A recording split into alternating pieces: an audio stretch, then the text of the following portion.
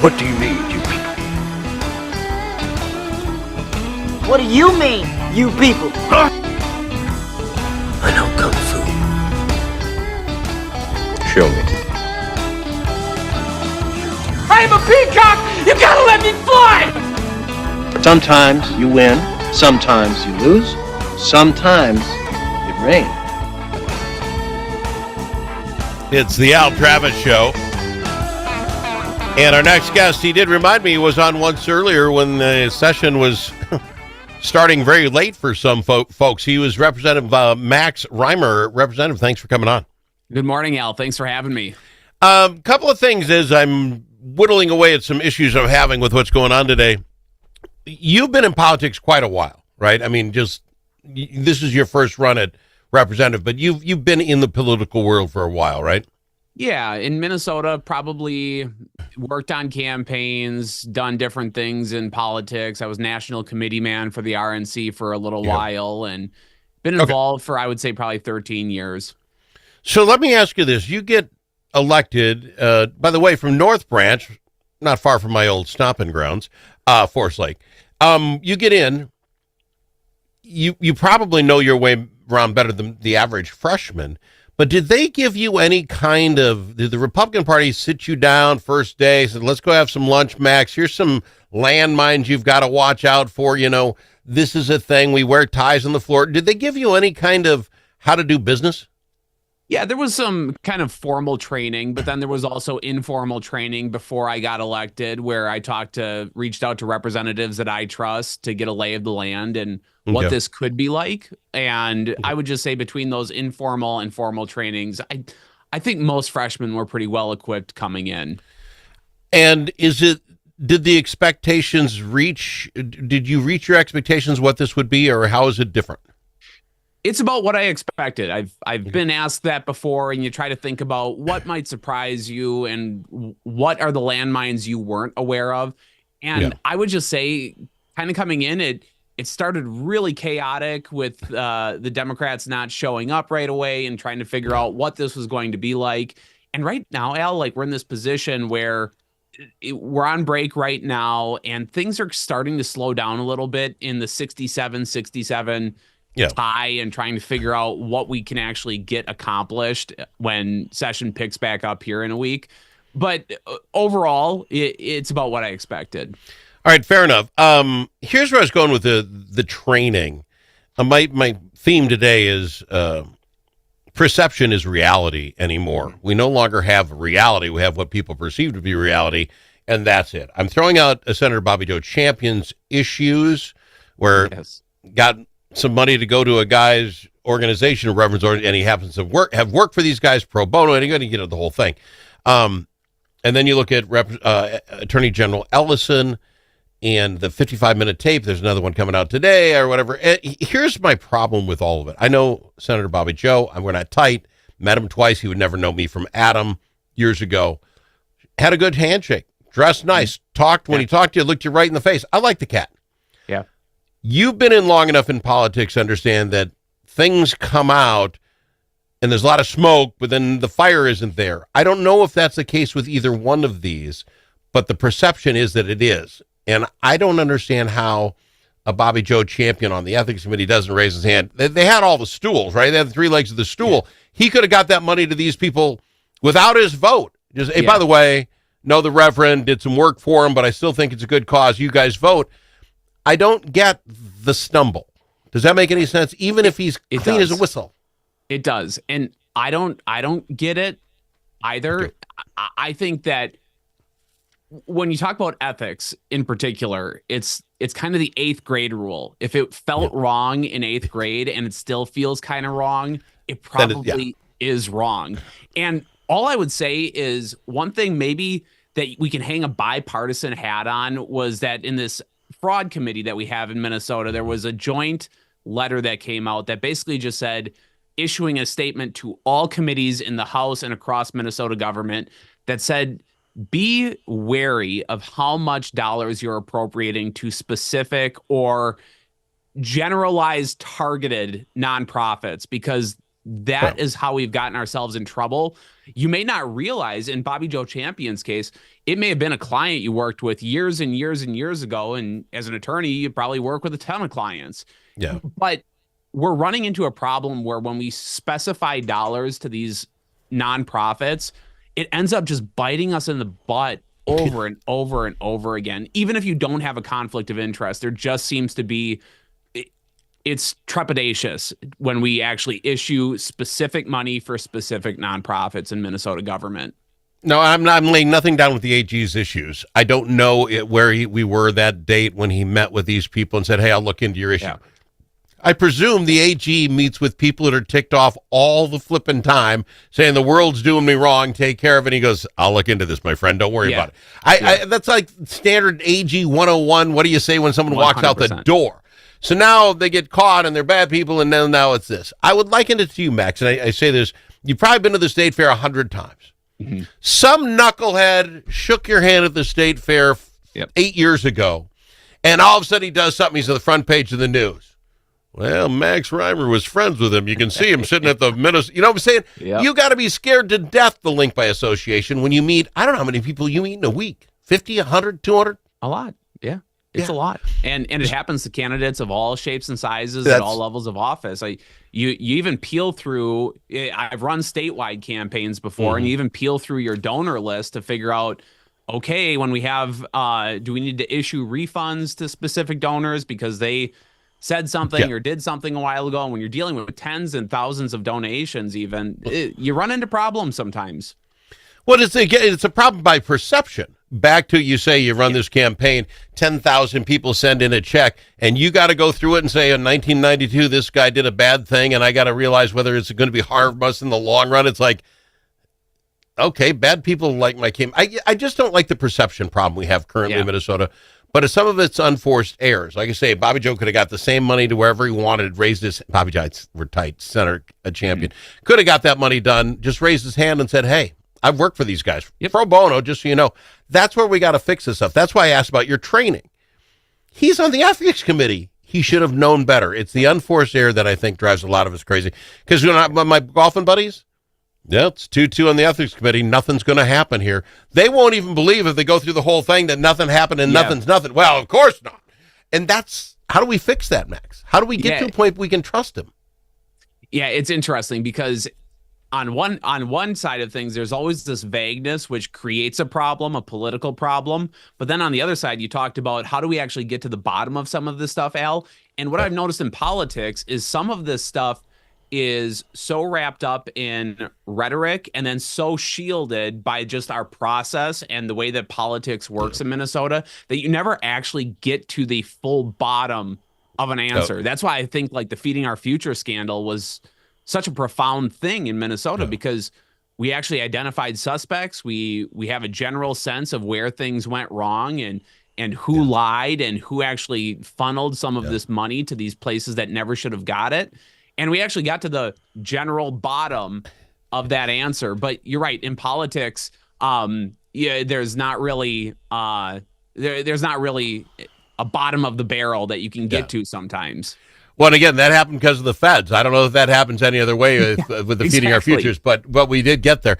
Let's go to break. When we come back, when I ask you, I just had Senator Gustafson on, and we're talking about that new IG deal. I think that could change things, too. I wonder if you've heard about it, if we've talked about it, if your side's got it. Let's talk about that after this. I've got him, Representative Max Rymer, on the Al Travis Show. All the special interests are represented in St. Paul. But who speaks for you? Center of the American Experiment does. Our policy fellows dig into the tough issues that matter to you and offer common sense solutions on education, taxes, crime, and energy. American Experiment is the trusted, nonpartisan voice of Minnesotans like you. We are working every day to make Minnesota a better, safer, more prosperous place. We are American Experiment. Go to americanexperiment.org to learn more.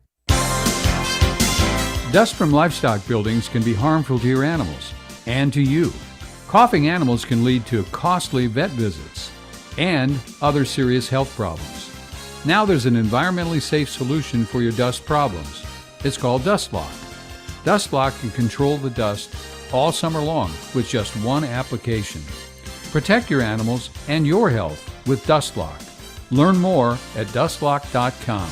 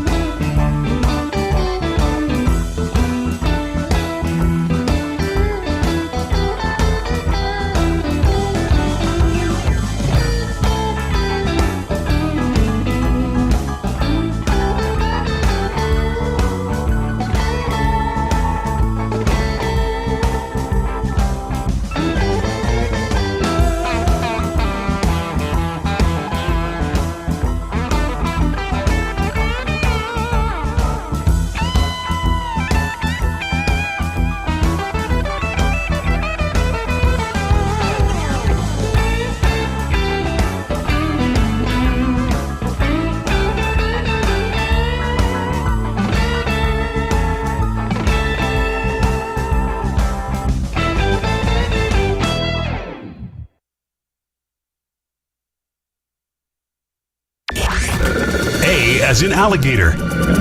L also in alligator. But it's not alligator. It's the Al Travis Show. Lucky to have me is Representative Max Rymer on the program with us. Max, the IG deal that Senator Gustafson brought up, there's Republicans on this thing as well. But as I understand it, we get the inspector generals out from underneath their committees, out from underneath Human Services, Education, bring them into their own little house and say, no, you no longer have bosses. Your job is inspector general. Tell us the truth. I like it. I like the idea of it. Am I wrong? What are your thoughts on this free inspector general idea? Yeah. And by the way, good morning, Al. I appreciate you having me on. What I would just say is the inspector general is kind of a position that both Democrats and Republicans agree needs to happen. We've had a pretty rampant number of cases of fraud in the state of Minnesota, and to have an independent body actually proactively investigate these cases, figure out what's going on, and report back to the people of Minnesota before it becomes a bubbling up problem as it has the last 10 years. An inspector general is necessary. I think one of the fundamental disagreements that somebody like Senator Heather Gustafson and myself would have, along with my caucus, would be we don't think that the inspector general should necessarily be under the wing of the executive branch. You should not have this interest where you have to first report to the governor before a legislative report is organized or created.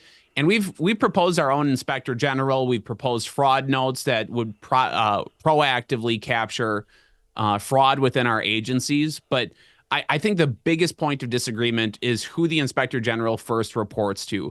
We think that it should be the legislature, the House and the Senate. And I think Senator Heather Gustafson, without actually knowing the full belief of what she has, would probably be the governor's proposal, which would say that the inspector general would fall under the category of the executive branch. Okay, I can see the difference. I just hope somebody gets this thing figured out. I would use this as an example. I don't know if you heard about this ghost students thing. You're in education finance. Was that in the committee? This guy from Century College comes out. He's running the thing on 2023. 15% of the people going to our school didn't go to our school. They're ghost students. They're just taking the cash and running. It's a couple of things. If you have an inspector general, why is it 2025 and we're finding out today because somebody had to ask the question, are they all students? This guy should have been yelling and screaming up the top of the ladder saying, hey, something's wrong. This ghost student thing We make it too easy, sir. The steal. I know, and it seems like case after case, whether this situation would be heard in higher education, I'm guessing they'll have some pretty rigorous debate starting next week about that situation. Yeah. When you're talking about the Minnesota Department of Education and feeding our future, and how was this not caught? Why didn't we do one site visit to figure out that some random strip mall area couldn't serve 5,000 students in St. Cloud, Minnesota? It's case after case after case where it's missed. It is just so obviously missed. We had another fraud case coming out of Eden Prairie where a couple was basically milking Medicaid and we didn't do our part stewarding those federal dollars in Minnesota. An inspector general in some form or fashion, whether it's what I would prefer or what Senator Heather Gustafson would prefer, I fall on something is better than nothing, because we have become the poster child for fraud in Minnesota the last 4 or 5 years. Now, this story was not reported. I saw it once in the Star Trib, I think it was. I get it. But when I read that story, what bothered me the most about it was this guy said, well, the answer would be to make sure they at least come to class one time and you can see the human body. And then his next one, but that'd be a lot of work. Like, I know you're a young man. I had to go to class back in the day. We didn't have computers. You went to class. I did too.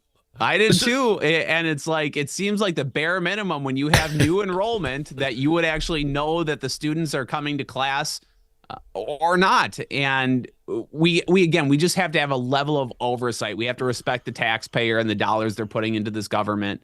See, that is the point, Max. You hit it. The problem is these kids, some kids, whoever it is, I want to do this all online from my home. Fine, go ahead. But if you want me, Al, to send my federal money to you, I need you to show up there. I need you to be there just so I know. Is that asking too much? It seems like in today's society. Right now, the way that Minnesota government has operated, again, the past 4 or 5 years, it seems like it's asking too much. But again, I get back to a solution with the inspector general, just having another layer of oversight. It's what we can do. It's a tool that we have in the tool belt that we have not used up to this point. We've been resistant to it. Yeah. One last topic, quick. Perception is reality. I think the governor absolutely stepped in something, and he botched it in all ways he can. He asked federal employees, told them you need to come back to work 50% of the time. Mm-hmm. Guys like me, I think I pay attention. I didn't know we were still doing COVID rules. I did not know you were at home. So now I'm ticked off because I'm like, 50% of the time, what are you talking about? And his side's ticked because they got to go back to work 50% of the time. There's actually a union thing going on at the Capitol that they're going to complain about having to go back 50%. Yeah. Everybody's mad at him. And how do you fix that? And I should expect my people to go to work, shouldn't I? I mean, I'm not off the top here. I think so. And I'll just say, we have good federal employees. We have good state employees. We have bad ones, right? We have ones that are probably gaming the system a little bit. And COVID created an opportunity to game that system. But the pushback that I hear, the rhetoric that I hear is so hyperbolic, Al, that it's cruel and unusual to make people come back to work. What are we going to do about childcare? What are we going to do about transportation? Well, these are the type of things that the private sector has had to deal with since 2020, for the most part, unless you are Target, where their employees got mad that they had to come back 50% of the time. The pushback that I hear is we don't have enough real estate to house people or to get them to come back to work. I don't buy it. Because in St. Paul and in Minneapolis right now, it's like over 50% of our commercial properties don't have tenants anymore. So there is a solution here. Governor Walz should have done it a long time ago. And frankly, I think it's in response to Governor Walz trying to build his national profile and compare himself to a Josh Shapiro or a Gavin Newsom and take kind of what's considered to be a moderate or even a hardline stance on some of this stuff. And he's found himself in the middle of the road, and now he's getting hit by a bus on both ends. Is the idea that you tell him Al's a mean man because somebody moved to St. Cloud and now it's 75 miles to go to work? COVID hit. Terrible thing. Maybe you can do your job from St. Cloud. I don't care then. But make sure somebody's we're looking at it, finding it out. Everybody has been working from home, and it's like you say, childcare. COVID hit. You were going back to work at some point. This was not a forever deal. That was the expectation. Yes. Yeah. That was the expectation. And by the way, it's baked into these contracts, and it's actually like when it comes to federal and state employees, I mean, there are laws that basically say, or guidelines that basically say, you have to be working.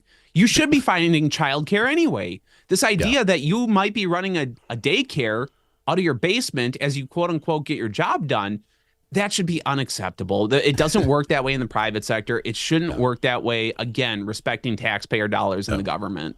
All right. I appreciate you, sir. I really appreciate you coming on. I got to get you on more often. You say it like you mean it, and I love having you on. Thank you. Thank you so much, Al. You have a great day. Representative Max Rymer on the Al Travis Show.